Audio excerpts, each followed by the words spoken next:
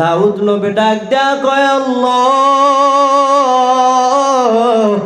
মা বাইনাল মাশরিক ওয়াল মাগরিব, পশ্চিম থেকে নিয়ে পূর্ব পর্যন্ত যতটুকু দুনিয়াটা বড়, মাত্র একটা পাল্লা দেখলাম ততটুকু বড়।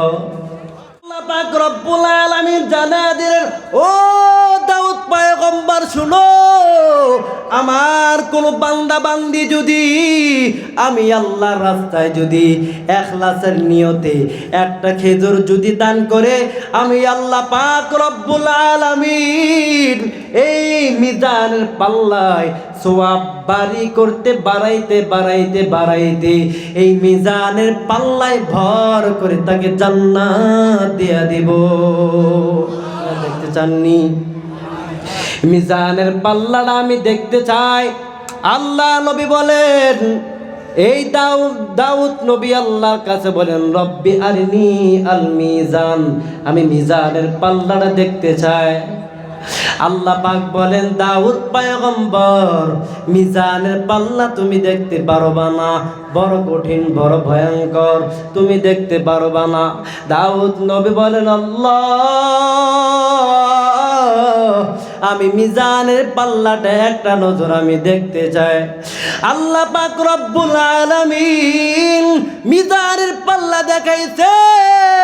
মিজানের পাল্লা দেখানোর সাথে সাথে ফাউমিয়া আলাইহি, সাথে সাথে দাউদ নবী বেহুশ হয়ে জমিনের মধ্যে পড়ে গেলেন।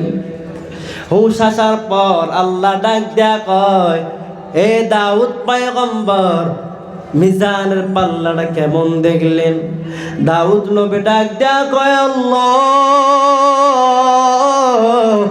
মা বাইনাল মাশরিক ওয়াল মাগরিব, পশ্চিম থেকে নিয়ে পূর্ব পর্যন্ত যতটুকু দুনিয়াটা বড়, মাত্র একটা পাল্লা দেখলাম ততটুকু বড়।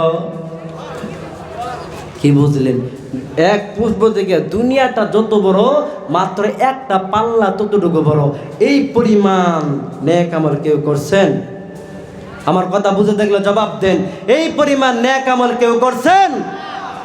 মা বাইনাল মাশরিক ওয়াল মাগরিব, পশ্চিম থেকে নিয়ে পূর্ব পর্যন্ত যতটুকু দুনিয়াটা বড়, মাত্র একটা পাল্লা ততটুকু বড়। এই একটা পাল্লা এতটুকু বড়, এই পরিমাণ নেক আমল কেউ করছেন?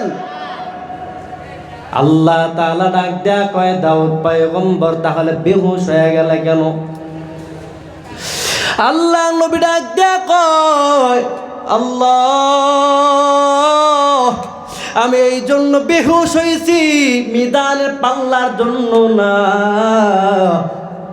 কোন নবী কোন উম্মত তো দূরের কথা, কোন নবীরা পর্যন্ত এই পরিমাণ নেক আমল করে নাই, যেই পরিমাণ নেক আমলের দ্বারাই মিজানের পাল্লায় বড় করে তাকে জান্নাত দিবেন। আল্লাহ পাক রব্বুল আলামিন জানায়া দিলেন, ও দাউদ পয়গম্বর শুনো, আমার কোন বান্দা বান্দি যদি আমি আল্লাহর রাস্তায় যদি ইখলাসের নিয়তে একটা খেজুর যদি দান করে, আমি আল্লাহ পাক রব্বুল আলামিন এই মিজানের পাল্লায় সওয়াব বাড়ি করতে বাড়াইতে বাড়াইতে বাড়াইতে এই মিজানের পাল্লায় ভর করে তাকে জান্নাত দিয়া দেব।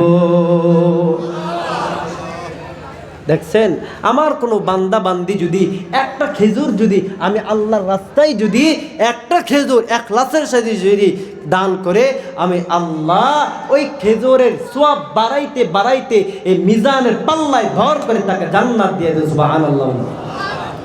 এরপর নবী ডাক দেয়া কয়, হাসরের ময়দানে আল্লাহ পাক রব্বুল আলামিন মিজানের পাল্লাটা কায়েম করবেন। মিজানের পাল্লাটা কায়েম করার পর সব মানুষগুলো পেরেশান হয়ে যাবে, না জানি আমার নেকের পাল্লা ভারী হয়, না জানি আমার গুনার পাল্লা ভারী হয়। এই নিয়ে মানুষগুলো এত পেরেশান থাকবে। 2 নাম্বার, এই মিজানের পাল্লায় মাপার পর আমার ডান হাতে দিবি নাকি বাম হাতে দিবি, সব মানুষগুলো পেরেশান হয়ে যাবে। 3 নাম্বার, ফুলচিরা ফুলসিরাতের ফুল, ফুলসিরাতের ফুলের মধ্যে নবী বলেন এই তিনটা জায়গার মধ্যে কেউ কাউকে চিনবে না। মা তার সন্তানকে চিনবে না, মা বাবা তার সন্তানকে চিনবে না, সন্তান তার মা বাবাকে চিনবে না। এক বর্ণনায় চিনবে, চিনার পরও সবাই পাশ কেটে কেটে চলে যাবে। এ নবীর উম্মতের দল, এরে আম্মা জান, এরে পর্দার আম্মা জান, শুনো, দিলের অন্তরটা লাগায়া ভালো করে শোনো। এরে নবীর উম্মতের দল, আজকে যারা দুনিয়ার মধ্যে আছো তারা তো ফিকির করতেছো আমার মা বাবা বড় আপন, আমার বন্ধু বান্ধব বড় আমার আপন। খোদার কসম একবার দুইবার করে বলি, তোমার কেউ আপন না। স্বার্থের মধ্যে আঘাত লাগলে সবাই লাথি মারিয়া তোমাকে জেলখানার ভিতরে ঢুকায় দিবি। আজকে তুমি তাদেরকে আপন ভাবতেছো, কেউ তোমার আপন না। নেক আমল করো, এরি আম্মা জান, পর্দার ভিতরে চলো। তোমাদেরকে আল্লাহ অনেক সম্মান দান করেছেন। এর যুবক, দুইটা পায়ে হাত রেখে বলি, যুবক, নবীরে কাঁদাবে না, মা বাবার কষ্ট দিবা না। হাসর ময়দানটা বড় কঠিন হয়ে যাবি। আল্লাহ পাক মানুষদের কেমন একটা ঘাম যুক্ত শাস্তি দান করবেন, সব মানুষগুলো পেরেশান হয়ে যাবে।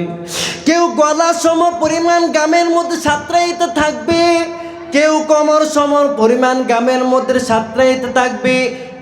যেই পরিমাণ গুনাহ করছে ওই পরিমাণ গুনার মধ্যে সাঁতরাইতে থাকবে। এই গুনাহটাই গামটা এত বিশ্রী গন্ধ আসবে, সব মানুষগুলো পেরেশান হয়ে যাবে। ক্লান্ত হওয়ার পর সবাই সিদ্ধান্ত নেবেন, আর এই গন্ধ থেকে বাঁচতে পারবো না, আর এই গন্ধ থেকে বাঁচা সম্ভব না। সব মানুষগুলা বড় পেরেশান, আমাদেরকে ক্লান্ত হয়ে গেলাম, একটা সিদ্ধান্ত নেওয়ার দরকার। সব মানুষগুলো একত্রিত হওয়ার পর এর নবীর উম্মতের দল, ভালো করে শুনো, সব মানুষগুলো দৌড়াইয়া আদম নবীর কাছে যাবে। আদম নবীর কাছে যাওয়ার পর, আদম নবীর কাছে যাওয়ার পর বলবেন, আনতা আবুনা আদম, আদম পয়গম্বর, আপনি হলেন আমাদের আদির পিতা, আপনি আমাদের ব্যাপারে আল্লাহর কাছে সুপারিশ করেন। আল্লাহ যেন আমাদেরকে জান্নাত দেয় বা জাহান্নাম দেয়, কারণ এই শাস্তি আমরা সহ্য করতে পারতেছি না। আদম নবী বলবেন, তারা দিবেন, আর বলবেন, অজুহাত পেশ করবেন, না না না, ওয়ালা তাকরাবা হাদিহি শাজারা। আল্লাহ আমাকে জান্নাতের ভিতরে ঢুকানোর পর বলছিল, আদম সাবধান, ওয়ালা তাকরাবা, নিকটবর্তী হয় না, হাদিহি শাজারা, ওই গাছের নিকটবর্তী তুমি হয় না। আমি আদম আল্লাহর হুকুম অমান্য করি, ওই গাছের ফল খেয়েছিলাম। আল্লাহ যদি আজকে আমাকে জিজ্ঞাসা করে, আমার কোনো জবাব নাই। তোমরা এক কাজ করো, শরীয়তের প্রথম নবী নূহ নবীর কাছে যাও। আসরের ময়দানের দিন সব মানুষগুলো দৌড়াইয়া শরীয়তের প্রথম নবীর কাছে যাবে। যাওয়ার পর বলবেন, শরীয়তের প্রথম নবী নূহ পয়গম্বর, আপনি আমাদের ব্যাপারে আল্লাহর কাছে সুপারিশ করেন। নূহ নবী ডেকে বলবেন, না না, আমি তোমাদের ব্যাপারে সুপারিশ করতে পারবো না, কারণ আমি আল্লাহ, আমি পয়গম্বর। দুনিয়া থাকতে আমি আমার জাতির বিরুদ্ধে বদদুয়া করেছিলাম। আজকে যদি আল্লাহ আমাকে জিজ্ঞাসা করে, আমার কোনো জবাব নাই। এবার আদম নবীও তারায়া দিবেন, নূহ নবীও তারায়া দিবেন। নূহ নবী বলবেন, যাও যাও, তোমাদের জাতির পিতা ইব্রাহিম নবীর কাছে যাও। সব মানুষগুলো দৌড়াইয়া ইব্রাহিম নবীর কাছে যাবে। ইব্রাহিম নবীর কাছে যাওয়ার পর ইব্রাহিম নবীর কাছে যাবার পর বলবেন মিল্লাতা আবিকুম ইব্রাহিম। মিল্লাত মানে হলো জাতি, আবিকুম তোমাদের পিতা ইব্রাহিম। ইব্রাহিম নবীর কাছে যাবে, যাওয়ার পর বলবেন ইব্রাহিম পয়গম্বর আপনি হলেন আমাদের জাতির পিতা, আল্লাহর কাছে সুপারিশ করেন আল্লাহ যেন আমাদেরকে জান্নাত দেয়। ইব্রাহিম নবী বলবেন কাযাবতু সালাসা কাযিবা, আমি দুনিয়ার থাকতে 3 জায়গায় উলট পালট করে ফেলছিলাম, আজকে যদি আল্লাহ আমাকে জিজ্ঞাসা করে আমার কোনো জবাব নাই।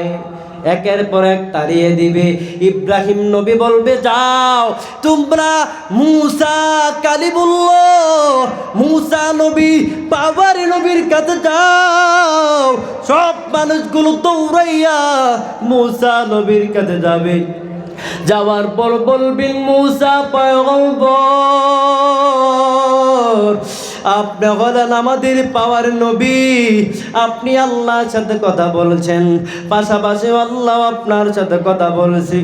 ও মুসা পয়গম্বর আপনি আমাদের ব্যাপারে আল্লাহ তাআলার কাছে সুপারিশ করেন। মুসা নবী বলবেন ফাজা ওয়া ওয়াকাদাল কিবতিয়া ফি সদরি, কিবতি নামে একজন লোক ছিল, ওই লোকটার উপর আমি এমন জোরে ঘুষি মারলাম লোকটা দুনিয়ার থেকে বিদায় হয়ে গেল। আজকে যদি আল্লাহ আমাকে জিজ্ঞাসা করে আমার কোনো জবাব নাই। এক পর্যায়ে এবার মুসা নবী পাঠায় দেবে ঈসা নবীর কাছে। সব মানুষগুলো দৌড়াইয়া ঈসা নবীর কাছে যাবে। ঈসা নবীর কাছে যাবার পর ঈসা নবীর কাছে বলবেন ঈসা পয়গম্বর আপনি হলেন কুদরতি নবী, আপনি আমাদের ব্যাপারে আল্লাহর কাছে সুপারিশ করেন। ঈসা নবী বলবেন আর কোথাও যে লাভ নাই, হঠাৎ করে এমন একটা জায়গায় নিয়ে যাবেন, হাদিসের মধ্যে আসছে মাকামে মাহমুদের কাছে নিয়ে যাবেন। তাকায়া দেখবেন ও একজন মানুষ সিজদা অবস্থায় ইয়া রব্বি হাবলি উম্মতি বলে কান্নার আওয়াজ দিয়ে আছেন। এমন সময় ঈসা নবী আমাদের নবীকে ডাক দেয়া বলবেন মুহাম্মদ মাথা উঠান। নবী মাথা উঠাই না। 1 2 3 বার ডাক দেওয়ার পর একবার যায় বলবি আল্লাহ আপনার মুহাম্মদকে বলেন মাথা উঠাইবি। আল্লাহ পাক রব্বুল আলামিন ডাক দিবেন প্রিয় হাবিব ইরফা রাসাক ওয়াশফা তুশাফা, ও নবী মাথা উঠান। এক পর্যায়ে আল্লাহ ডাক দিয়া বলবেন পয়গম্বর আপনি মাথা উঠান, আমি আল্লাহর কাছে যা চাইবেন আমি আল্লাহ ওয়াদা দিলাম আপনি যা চাইতে দেরি হবে আমি আল্লাহ কবুল করতে দেরি করব না। এরপর নবী মাথা উঠাইবেন।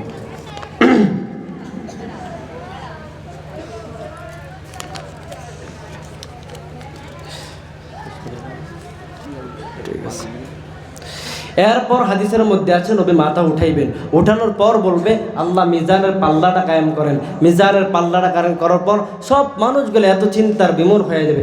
এক বর্ণনায় আছে যে তাফসির ইবনে মাজাহ এই শরীফের মধ্যে আছে যে আদম আলাইহিস সালাতু ওয়াস সালাম হাশরের ময়দানে একটা সবুজ একটা গাছ থাকবে, গাছের সাথে টেক লাগায় দাঁড়ায় থাকবে, তাকায় তাকায় দেখবে এই তার নবীর উম্মত, তার উম্মতগুলা ফেরেশতারা জাহান্নামে নিয়ে যাচ্ছে, অন্য অন্য নবীর উম্মতগুলা জাহান্নামে নিয়ে যাচ্ছে।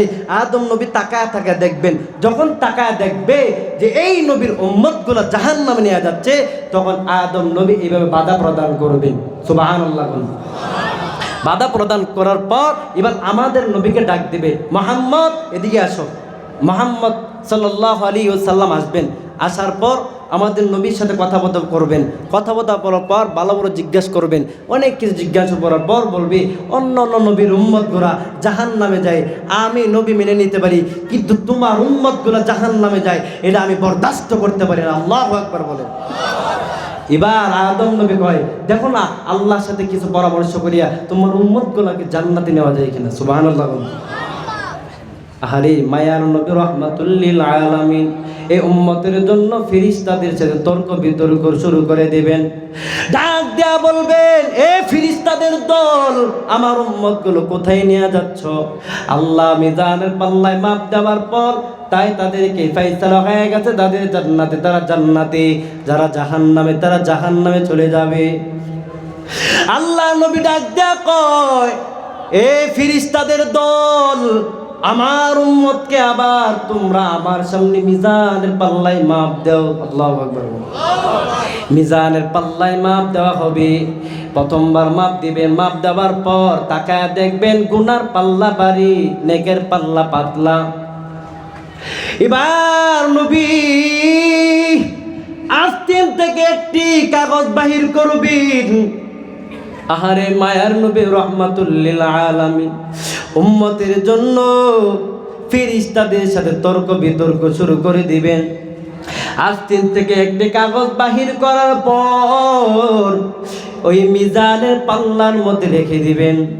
মিজানের পাল্লার মধ্যে রাখতে দেরি, ওই উম্মতের নেকের পাল্লা ভারী হতে দেরি হবে না। ওই মানুষগুলো ডাক দেয়া বললেন, ব্যাপারটা কি? আপনি কে? কাগজটা কি? নবী ডাক দেয়া কয়, আমি বললাম তোমাদের পয়গম্বর, শেষ জামানার নবী, আখির জামানার পয়গম্বর, আমি কইলাম রাহমাতুল লিল আলামিন। আর ওই কাগজটাই হলো আমি নবীর দরুদ। এবার নবীর উম্মতের দল দুইটা হাত আমার আল্লাহকে দেখায়া দেন, খাটি দিলে ইখলাসের নিয়তে, যারা তো